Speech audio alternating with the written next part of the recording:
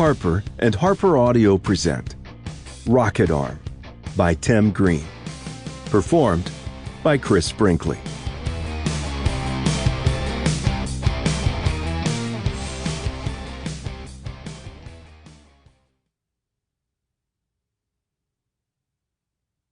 One. Snowflakes drifted down like ashes. The sky seemed to open up, and a beam of golden light splashed onto the Georgia Tech Stadium in the heart of Atlanta. Zeno paused to soak up the moment, despite the desperate excitement in the huddle. The team was behind, 27-32. The clock had 3 seconds left, and the ball rested on their own 44-yard line.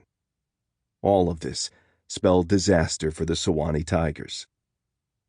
But Zeno saw it as an opportunity. On the sideline, standing alone with his fists buried in the pockets of his khaki pants, was the Sewanee High School varsity coach, Coach Kubro. He was the kind of guy who wore his sunglasses inside the locker room, so of course he had them on now, under a broad forehead beneath a pile of dark hair that Zeno's dad said reminded him of Elvis. Zeno didn't know who Elvis was, but he heard his older brother and his friends say that the coach put shoe polish in his hair.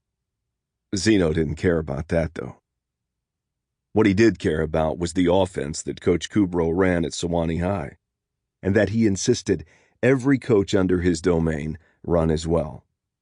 This was the last game Zeno and his friends would play in the Atlanta Junior Football League.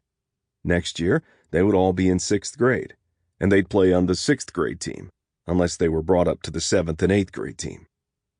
The problem with Coach Kubro's offense was that it didn't have a pass play longer than a pop pass to the tight end. The Sewanee High Tigers ran the option from a wishbone with 2 tight ends. But Zeno had a rocket arm, everyone said so, an arm so powerful that when he threw the ball, it whistled. And he knew that if Coach Kubro could just hear it, he would be so overwhelmed that he would immediately retire to his office and begin drawing up plays to take advantage of such a rare talent. This was Zeno's opportunity. A Hail Mary. The entire game, Techwood had been playing cover 4, dropping 2 safeties with both cornerbacks to create a 4-deep zone. It was a brilliant strategy against a rocket arm because it invited an offense to run the ball or throw short passes underneath that 4-deep zone. Zeno's Tigers ran a spread offense the entire season, and Coach Kelly, the junior league team's head coach, knew how to attack cover 4. The hitch pass doubled as a run play in the spread offense, which boasted 3 or 4 wide receivers at all times. While 3 of those wide receivers took off running straight down the field, the 4th would take 1 step forward, then 2 steps back, catch the ball, and take off into an open field. Zeno's job was to catch the snap, the most important part of the play, Coach Kelly would say. Take a 3-step drop and get the ball to the hitching wide receiver fast. The problem with this early December day was that the temperature had plummeted overnight, as was known to occasionally happen in Georgia. When the temperatures were so cold, the football froze. Zeno's passes on a warm day left bee stings across his receiver's hands. Today, his fastest receiver, Hunter Weems, described catching one of his passes like holding on to a firecracker too long. While the rest of the guys agreed, Zeno was pretty sure that only Hunter had held on to a firecracker too long. Zeno towered over his teammates. At 11 years old, he stood taller than his 5'10" mom.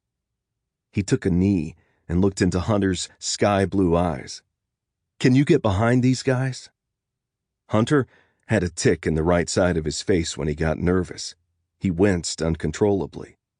But he stared back at Zeno with a left eye worthy of the frozen afternoon. "Does a bear poop in the woods?" Zeno couldn't help but smirk. A couple of the linemen giggled. That brought Zeno back to the task at hand. "Funny," he scowled. "But you guys won't be laughing if you open the floodgates again, and we lose the—" Sample complete. Ready to continue?